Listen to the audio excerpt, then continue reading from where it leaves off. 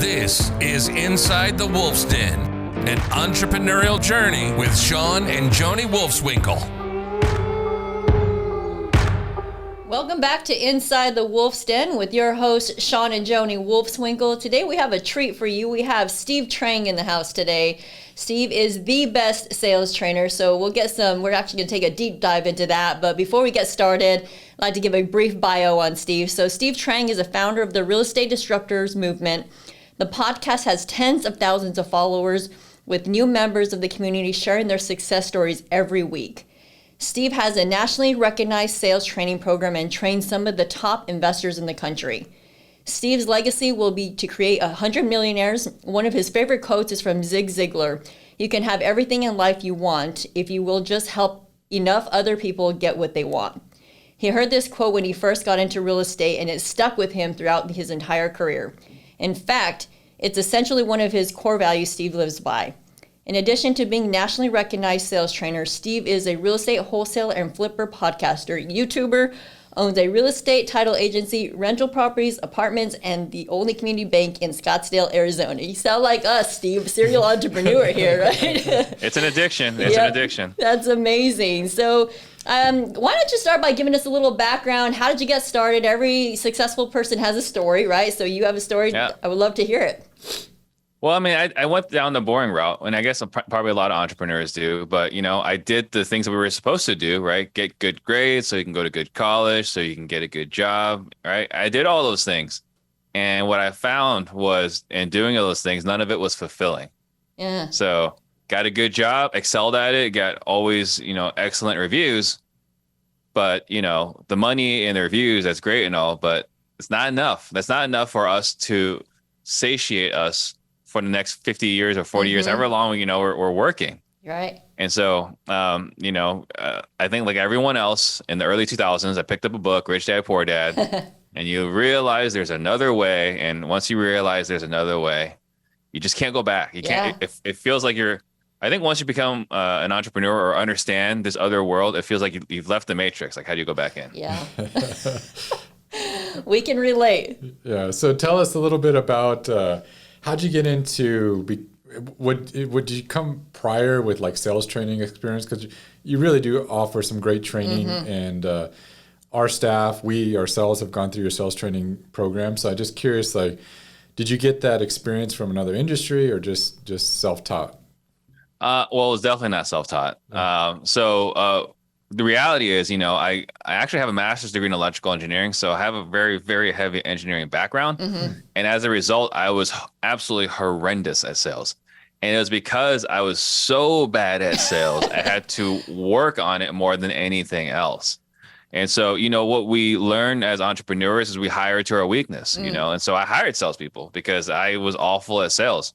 But then, I came across, the Sandler selling system, got really deep into that, got into Never Split the Difference by Chris Voss. And you realize, there actually is a science to this. This is not just art and feel and totally subjective. This can be totally reverse engineered. And so that's what I did. I engineered the heck out of sales. That's awesome. I can't imagine you being horrible at sales. You can't now. You can't now. But back then, I was just a very empathetic, understanding person who just wanted to know. But the problem with being very understanding was I was also very understanding of all the objections. Yeah. That's what killed me. So let's get into some sales training. So can you, let's start off with maybe telling us your 5 biggest objections and how you overcome them, and kind of, maybe. Yeah. I know we don't have time to go into everything that you teach, but sure. Yeah, just maybe some top, sales tactics, some ways people can get started and start improving their sales. So the top objections, what I'm thinking about is, I need to think about it, right? I need to think about, sleep on it, talk to so-and-so, right? That's the number one. Your offer is too low. And the market, like right now, right? The market's really hot, even though it's not, but like, my neighbor's house, so for X amount, I would say those are probably the 3 toughest ones that people are running into today on a fairly consistent basis. So, I'll think of more, but I would say the first one I need to think about it was the one I struggled with the absolute most because, again, I'm a very understanding person. Yeah. Right. And so I need to think about it. You come to learn really just means that I'm not emotionally sold, right? And so what we got to do is we got to get them emotional, because once they're emotionally sold, they'll just justify anything. Right. It's the reason why we drive the cars we drive. It's not because it's the most logical choice. It's that we emotionally were sold on it and then we justified it. And so for us, well, we had to do two things. First, we had to set the expectations when we first walk in the door. You know, we, with all maximum professional courtesy, you know, niceties and this and that, we basically say yes, no, or you're not allowed to think about it, right? So we have a script, and I'm happy to share that script with you guys later on, maybe as a downloadable file. Awesome. But basically, it's, you know, can I share with you how these normally go? Homeowners meet with want to know how much, when they're going to get it, am I missing anything? Obviously, for me to figure out this house I'm going to buy, I'm going to need to ask you some questions. Some might be personal. And at the end, you know, we might work together, we might not. You know, are you going to be okay with that? And would you feel comfortable telling me no? Right? Again, it's much longer than that, but that's for all intents and purposes what it is. And when we tell them they're allowed to say no, we get fewer I need to think about it, right? And by us saying it's going to be a yes or a no, when we get to the very end, it's like, hey, look, if it doesn't work for you, just tell me no. Right. Right? And they're like, no, it's not a no. It's like, okay, so there's something else we must be missing, and they'll tell us what it is, and we can handle that objection. Right? But the other part of that too, like I said, we got to get them emotional. We ask a lot of pain questions, like, you know, tell me more about what's going on, how long it's been going on, when's the last time it happened, what have you tried to do about it? Did that work? What else have you tried? Who else knows about it? What happens if you can't fix this? Right? We're asking all these really difficult questions that gets them emotional. And once they're emotionally involved. And we talk about, like, let's talk about what happens after you fix this. What's that going to be like? And they're telling us like all these awesome things. Like, okay, so you're feeling really crappy over here, really good over here. Like, what is stopping? Are we really going to let, you know, $10,000, $20,000 stop this from happening? And most people won't, right? Like I said, you know, the cars we drive is because doesn't necessarily make the most logical sense, but we really enjoy it. So that's the first one that I need to think about it. The other one is your offer is not enough. And that is an objection that we get, but it's also maybe reality of maybe this is not the right seller for us, because, you know, the houses that we buy, we don't buy all the houses, right? We're not a giant hedge fund or iBuyer. We only buy houses where it makes sense. And the reality is, and if you look at history, only 2 to 4% of homeowners really are the right targeted audience for us. All the other homeowners, it makes sense to go on the MLS, go with a realtor or whatever. And so for us, first, we got to make sure our marketing is effective, that we're targeting the right people, the people that actually require our services, not someone that just wants to sell their house. But once we get in front of them, you know, going through the pain of this and that, but we take our offer away. And that is really the best way to deal with someone that says your offer is too low. Yeah. You know, my offer is too low. Oh, I get it. You know, it doesn't sound like I'm going to be your buyer. Totally understand. You know, just tell me no and I'll be on my way. And people really have a hard time saying no. Are you still using that in like today's climate where I think people are now still stuck on, you know, you probably could have got that number 6 months ago, but today you can't. And as prices. Oh, yeah. I mean, that's something we'll say is like, man, I wish you called me 6 months ago. Yeah. Because 6 months ago, I could have paid you that number. Right now, like, you know, you talk about the accusation audit, you know, Shawn, I appreciate you trying to get that number.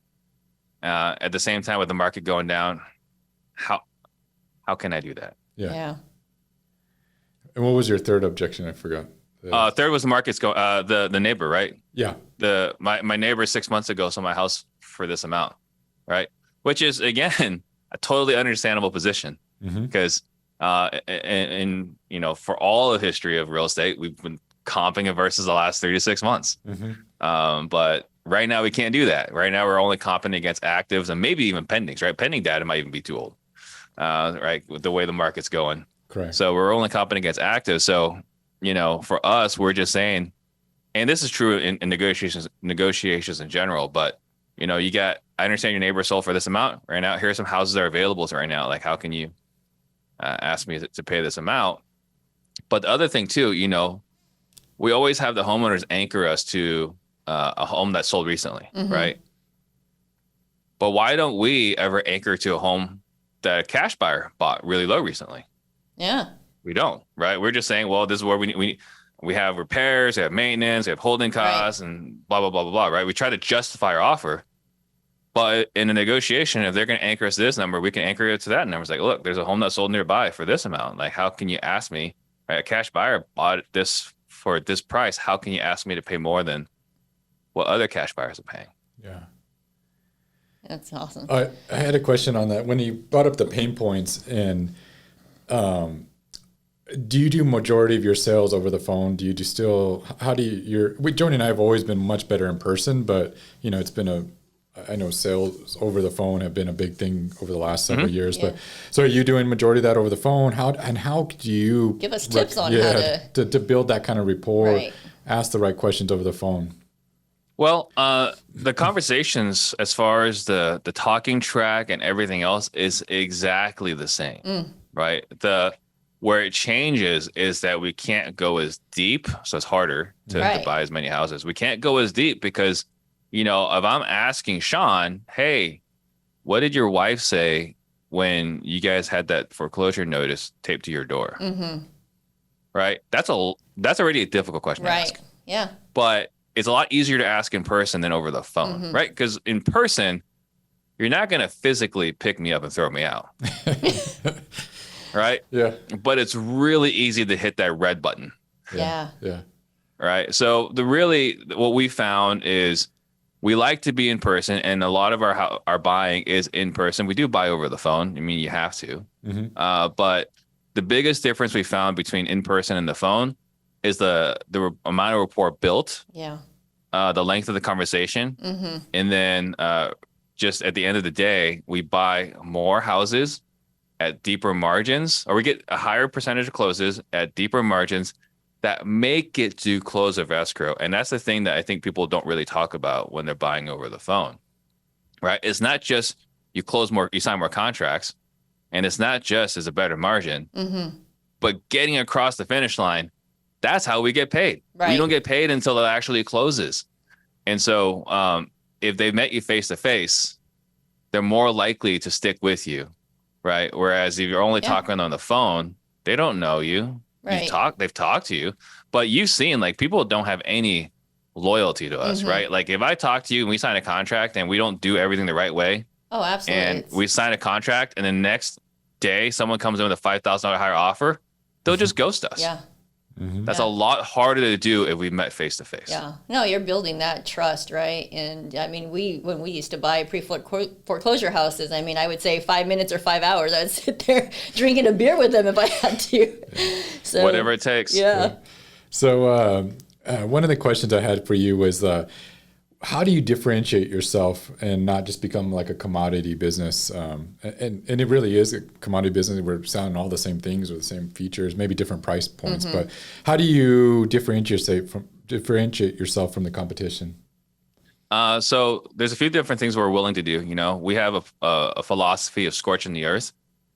So if we need to, we've gone as high as 10,000 non-refundable earnest money. If it's a good enough deal, we'll do 10,000 non-refundable earnest money. Now, in this current environment, probably not going to do that. But in the past, right, 10,000 non-refundable earnest. We've done.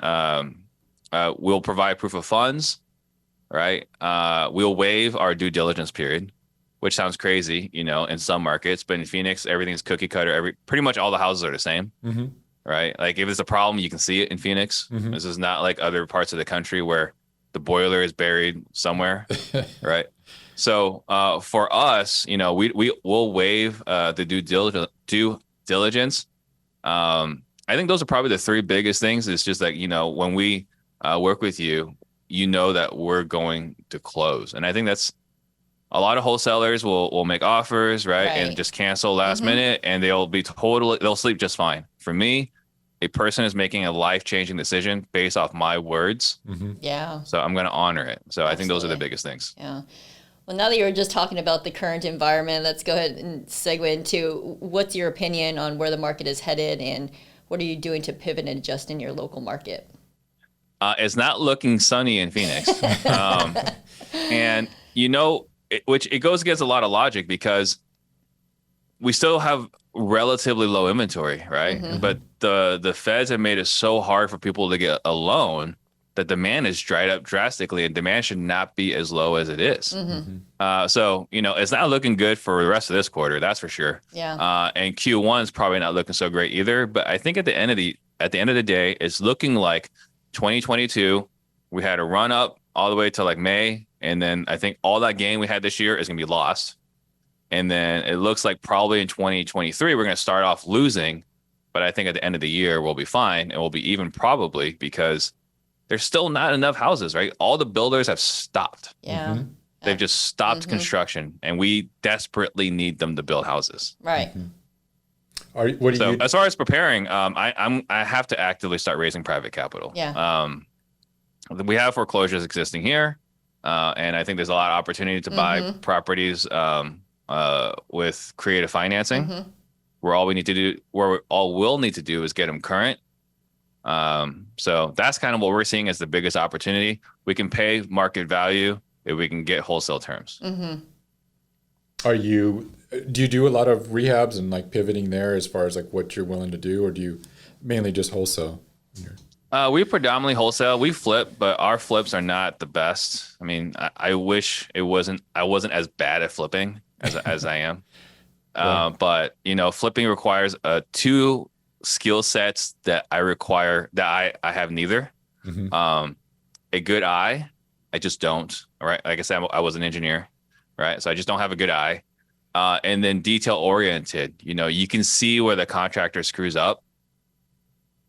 I can't see where they screw up. Like it's just like, yeah, that's close enough. All right. So I think those two things, and I could hire it out for sure, but it requires managing more people. And I would say right now, with all my efforts and everything I got going on, adding more people does not sound desirable. Get it. So that was one of my questions was, do you feel like doing more is better, and especially because you got a lot going on, or are you looking at maybe focusing on, improving what you currently have and the performance, maybe going for higher conversions, better margins, is that? The focus right now, we're actually doing a State of the Union presentation today, where we just finished a quarterly meeting. So I'm going to present to everyone else. So each of the departments have their own respective rocks for this quarter. But the umbrella company, Trang Holdings, our rocks is actually to provide all the support necessary so that all the companies hit revenue targets. That's the rock. It's not much more than that. Like, let's make sure everyone stays focused. Everyone gets the support that they require so they can hit their targets. Yeah, makes sense. Yeah, we had a similar, our fourth quarter rocks are very similar to yours, because it's not like, let's improve this or fix it. Or I guess it is, but it's more about like currently what we have, just resolving some of the issues, getting everybody to hit the numbers they're supposed to, hit our KPIs, but not necessarily add on or do anything different. Yeah. There's two things I've been saying. One is, I personally believe, at least in Phoenix, Q4 is the season to survive. This is not the season to thrive. I want to go out there and crush it and all that, but Q4 is the season to survive, not to thrive. And then Jason Lewis, a good friend of ours, right, from Collective Genius, in his presentation, he said something along the lines of, if we can just close the gap between what we know and what we do, we'll have more money than we know what to do with. And that really resonated with me. That's awesome. Wow, that's great. Have you noticed that? Are you seeing other wholesale companies or anybody start to struggle yet in your market? It's beautiful. Yeah. It's beautiful. I noticed I get a lot less emails and text messages and everything else. We have, so in the past, we would be competing against 7 or 8 different wholesalers. This is Phoenix is like the mecca of wholesaling, Right now, what my guys are telling me is we're going against 2 or 3 other people. Wow. And those other 2 or 3 don't follow up. Yeah. So it's wonderful. Yeah. That's awesome. Steve, you're super successful, and you find the time or make the time to spend as much time with your family. I don't know if balance is the right word, but how do you do it all? Like, what are some tips that you can give our listeners on how you kind of manage it all? I appreciate that question. I would say the first thing is you have to be very clear that's what you want, because a lot of people say they want work-life balance, but they don't really want it. Right. They're saying it because that's the right thing to say. Right. So I think if that's what you truly want, then you can make it a priority. So the first thing is, we learned this from Darren Hardy, is time block what's important, right? I can tell how important your family is by how many hours is blocked off in your calendar for your family. Right. So I say that's the first thing. If it's a priority, actually make it a priority in your calendar. That's the first thing. A second thing, it only works if you have amazing people. So I've been incredibly blessed in my career to find excellent quality, high talented people, high caliber people that are willing to put up with me. Yeah. Right. Because if they weren't, then I'd be having to deal with all the fire. So I got incredibly competent people that do not require me. And I think that's the greatest honor you can have as a business owner. That's right. So you probably don't know this, but that time blocking tip that you just gave, I actually learned that from you at the Collective Genius Mastermind. So we talk about the Collective Genius a lot in here. But yeah, I mean, that tip right there, I use that. Yeah. So thank you. Thank you. On that note, how do you go about finding those highly talented? I mean, it's been a struggle, last couple of years to find that talent and recruit. Is there any tidbits that you would offer, advice to find? Do you overpay? Do you, how do you recruit those types of people? Wish I was overpaying because I want to pay everyone more. The reality is I want to pay everyone more. Everyone is compensated. All our leaders are compensated based off a profit share model. Right. And right now, truthfully, things are slower today than they were last year. Right. I mean, last year was a record year. Right. I just got my tax bill. I'm not happy with the tax bill. Right. But this year, it slowed down a little bit. But as far as having the talented people, the key really isn't sourcing them, because they've all come from a variety of different ways, between LinkedIn, our posts on social media, referrals, Craigslist. Like the one that's been with me the longest was a Craigslist person, right? It's been 7 years. It's not really the sourcing as it is the filtering. So everyone has to take a predictive index profile. Everyone has to go through a rigorous interview process. We use the interview questions from the book Who by Jeff Smart. So we use that. So I think just making sure that a good culture fit, you have to be clear on what your company's values are, what you're willing to hire and fire based off of. And then you can measure that, in the interview, tell me about people that you admire. What is it you admire about them? And from there, you can figure out what their values are. Another question I like to ask is, tell me about your best friend. Because who do we hang out with? People like ourselves. Right. So I'm just asking them to tell us about them without saying those exact words. And so having a rigorous interview process allows us to figure out who are the people we want to bring into our inner circle and who we want to be very sure about not bringing in. The other thing too, again, I learned this from Darren Hardy, was when we're hiring is if it's not a hell yes, it's a hell no. Yeah, that's awesome. It's pretty simple too, right? So, and are you finding that since it is such a change in maybe like compensation because you're just not doing the volume you used to or something, how are you talking to your team, keeping them motivated? Yeah, that's a big one. I guess, they probably understand it's a cycle and we're in that. So I'm sure maybe they're grateful they just have a job, but I'm just curious, how are you keeping them engaged, when maybe they go for I think the big thing really is that we're all going towards the right direction and we all believe in the mission, like for us, I talk about creating 100 millionaires, that starts off with the people within the organization. Right. And I think the other thing as well is that we genuinely care about the people and we listen to our people, which is not something that comes easy or natural, especially as a driver, right? Like you just want to get things done. We just want results, this and that. But, everyone in any seat at the company has full authority to challenge anybody else. I don't care if it's a different department. I don't care if it's your boss. If you don't agree with it, you voice it. One thing that we're having a 3D, it's not a statue, but we're printing something that says silence is violence. We're going to rebrand that message. Yeah. Right. But if you feel something and you're not sharing it, you are making a conscious decision to hurt the company. That's how serious we take it. Wow. Yeah, that's awesome. So how do you do when they challenge you? I was going to say, do they challenge you? They challenge. Oh, I get challenged all the time, and I'm receptive of it. And sometimes they'd say, "I'm sorry." It's like, no, like I need to know this, right? Because, but again, right? Because they're all motivated, not motivated, but compensated by profit. Like it behooves them for the company to do better, and again, they put up with me, right? I get to do whatever I want, whenever I want. Yeah. So I have to, part of that has to be letting them drive the companies the way they feel is the right way to drive the company. Awesome. You know, Steve, so one question we always ask our listeners, which actually we got it from David Phelps, what's your next? What's my next? Yes, what's your next? What's Steve's next? This exact moment, Ren Bartlett and I are pushing sales leadership training. Ooh. You know, I think that we've done the sales training and it's gone very well. And I think that as entrepreneurs, where we often get frustrated is that we'll train someone up, teach them the business, show them how the business works, show them how much we're making, and then they go off to compete against us. Yeah. Right.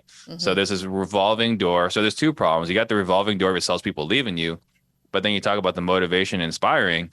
We have this roller coaster, right, in revenue. And the roller coaster is like this when, you know, we're small. And it's the same exact thing, but way bigger when you have a bigger team, right? So what we need to do is be able to like level that out. And the way you level that out is, again, you know, working with the team actively. So Ren and I we just launched sales leadership training. And, you know, that's what I'm most excited about at the moment. Is that an online program or course? What's that look like? It's going to be Zoom calls twice a month with Ren and myself. Oh, that's cool. That's great. Awesome. So one question we ask a lot of people too, like if you were to go back into your, you know, just yesterday, your early 20s and redo it all over again, but keep your, you know, what you've learned over the last several years and years working. What advice would you give yourself? What would you do if you were starting all over again in your 20s? I guess, let's see, if I had to figure it all out again in my 20s, maybe that you don't have to have it all today. You know, I think that I'm always trying to chase more and get more and do more and chase after every opportunity to say yes to all of these things. And I still struggle with this today. Yeah. Right? I'm not saying I've got this figured out, but just knowing that you got time on your favor. It doesn't have to happen today, because I think we put a lot of stress on ourselves, you know, longing, wanting because someone has something we want, right?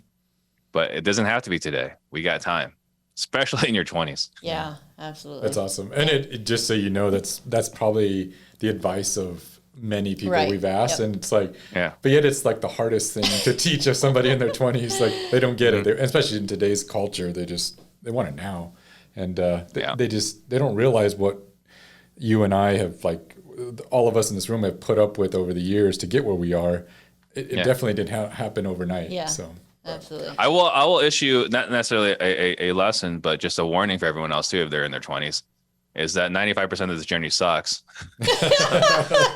Good advice. So you started off that it's great to be an entrepreneur, but well.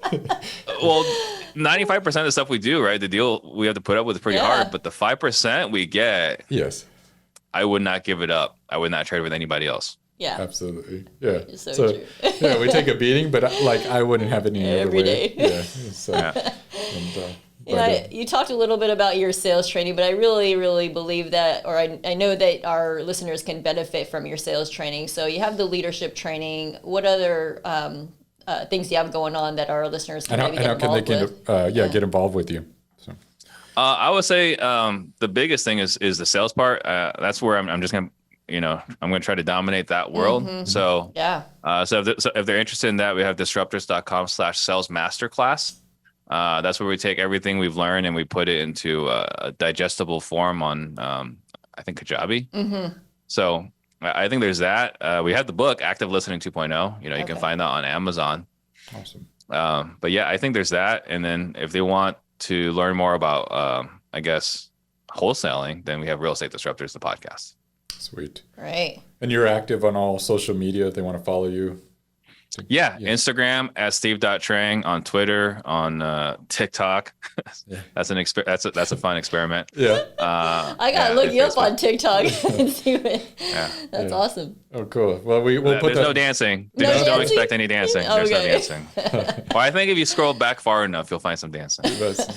Probably the COVID years, right? With Yeah. I think we even had some dancing in this. Yeah. When you're bored, locked up. No, we appreciate that. We'll put it all in the show notes and how they can get a hold of you and work with you. And we appreciate the time today and you taking some time for us and with our listeners. So again, thank you very much. And anything we can ever do for you, please let us know. Yes, thank you. Thank you so much. I appreciate you having me. And again, congratulations on winning the National Franchise of the Year. Yes. So Congratulations. That's an honor. You guys are definitely doing things right. Thank you. Awesome. Well, thank you so much, Steve. It's been great. Yeah. We'll see you all next week. If you like this, please share it. Please rate it. We'd love to get your feedback.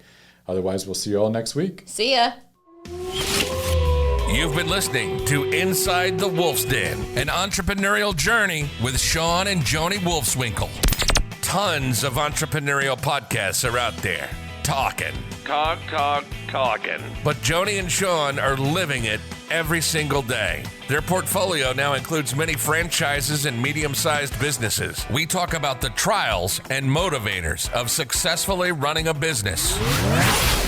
Join us again soon for another podcast. But until then, reach out on the website at InsideTheWolfsDen.com, on Facebook at Inside the Wolf's Den, on Instagram at Inside the Wolf Den. We'll see you again soon. This is Inside the Wolf's Den. We'll see you next time.